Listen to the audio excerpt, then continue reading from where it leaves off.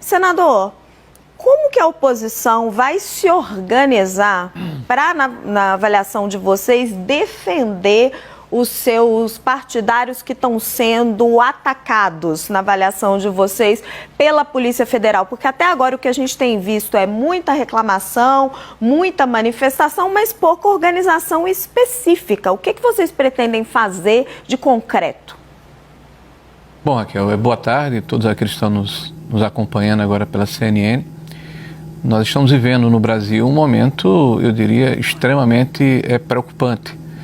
Porque na hora que você me faz essa pergunta, eu só posso lhe responder que o que nós vamos fazer é erguer como manto de proteção a Constituição, que infelizmente vem sendo, e a palavra da ordem, relativizada em função do espectro ideológico de quem eventualmente vem sendo investigado. A gente tem reiterado, eu vou repetir aqui, né, que ninguém está acima da lei. Todos podem e devem ser investigados caso haja algum indício de ilícito, qualquer que seja ele.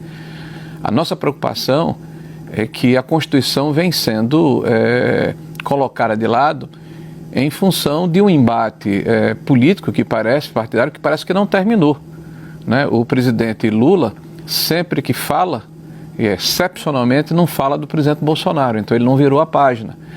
Nós estamos vendo aí uma sinergia muito forte entre o ministro Alexandre de Moraes e o governo federal. E eu posso, inclusive, dizer de que forma isso está acontecendo, né? Logo após o 8 de janeiro, o Alexandre, segundo declarações dele mesmo, conversou com o presidente da República e orientou as tratativas que iriam ser efetuadas pelo governo federal, pela AGU, pelo próprio ministro da Justiça, enfim, orientou a forma como o governo iria se comportar, e ele foi escolhido, foi designado presidente desse inquérito, condutor desse inquérito, pela ministra-presidente Rosa Weber, sem sorteio.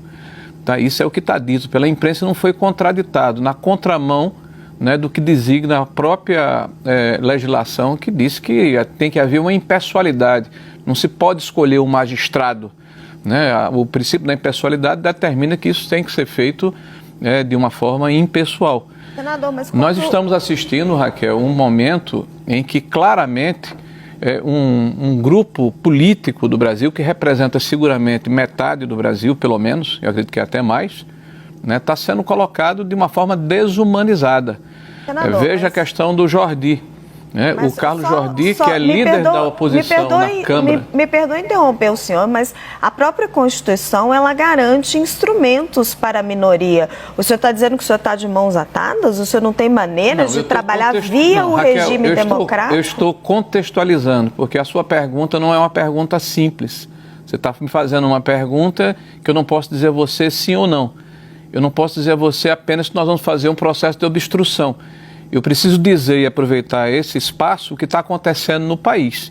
É importante que as pessoas tenham a oportunidade de conhecer o outro lado, porque há uma massificação de uma narrativa que é imposta de cima para baixo, como se metade da população brasileira fosse composta de nazistas, né, de fascistas, de pessoas que estão contra a Constituição e a democracia. É isso que eu quero falar, né? E estava dando os exemplos aqui, né? O ministro Alexandre de Moraes falou publicamente em entrevistas e tem dito nas suas sentenças, ele fala o seguinte, né, que a política, né, do apaziguamento, a política de se fazer a reconciliação é uma política ignóbil, vil, né, e que por isso não haverá arrefecimento. Ora, ele faz um répito político quando ele deve julgar o processo, e ele vai a público dizer que a trama de 8 de janeiro, um dos objetivos era matá-lo, assassiná-lo, né, e pendurá-lo em praça pública. Como é que há isenção, equilíbrio, né, de um juiz que é vítima dessa trama, né, ou seja, que antecedeu a trama, não foi durante o processo, para tomar decisões? E a gente está vendo esse desequilíbrio configurado na perseguição que é feita contra parlamentares da oposição. Nós assistimos, por exemplo, o advogado Cacai fazer uma live agora recentemente, dizer que tem 18 parlamentares que vão sofrer alguma retaliação por parte do Supremo Tribunal Federal. E ele fala isso como se tivesse acesso aos autos dos processos que são sigilosos, que não são dados a conhecer aqueles que estão sendo investigados e os seus advogados, na sua integralidade. O Carlos Jordi era simplesmente, e é simplesmente, o líder da oposição na Câmara dos Deputados Federais. Então, além de se ter uma prova circunstancial extremamente frágil, um diálogo onde alguém trata o Carlos Jordi como líder, há um simbolismo de se permitir essa violência persecutória, que qualquer um está sujeito, mas não sem provas fáticas, né, contra o líder da oposição na Câmara. Na semana seguinte, o Ramage. E aí nós vamos discutir, por exemplo, Raquel, qual é a legitimidade do ministro Alexandre de Moraes julgar atos cometidos, ou se tiverem sido cometidos, pelo Ramage quando ele era diretor da ABIN. Qual é a prerrogativa de foro? Porque desde 2018, o próprio Supremo Tribunal Federal determinou, através de um acórdão, através de um voto colegiado, que o fórum, a prerrogativa do fórum só é devida no exercício do mandato. E nós estamos trazendo novamente para o Supremo Tribunal Federal uma ação que, pela sua legitimidade, pertence ao primeiro grau. Não estou nem entrando no mérito se há problema ou não há. Eu estou colocando a forma como está sendo relativizada a Constituição. Essa questão do Carlos Bolsonaro. Essa semana agora nós vimos que o presidente Lula abriu mão de continuar a sua live pelo fracasso da sua audiência. O presidente Bolsonaro faz uma live, tem 5 milhões de telespectadores até agora, e no dia seguinte, de manhã, há uma busca e pressão na casa do presidente Bolsonaro. Não foi na casa de Carlos Bolsonaro, senador, não foi no escritório só de Carlos Bolsonaro, foi na casa do presidente da República. Senador, para que isso? Para constranger a pessoa? Então isso tem nos causado muita indignação. Nós vamos falar amanhã com o presidente Rodrigo Pacheco.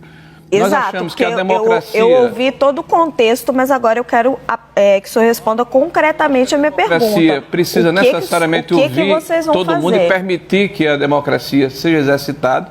Quem pensa diferente do governo necessariamente não pode ser tratado como um adversário a ser exterminado da face da terra. Isso é ruim para a democracia. E a nossa conversa amanhã com o presidente do Congresso vai balizar a nossa atuação. Nós vamos conversar com o presidente do Senado da República, que é presidente do Congresso Nacional, colocar nossas preocupações e de que forma nós achamos que o parlamento precisa se comportar. Vamos ouvi-lo.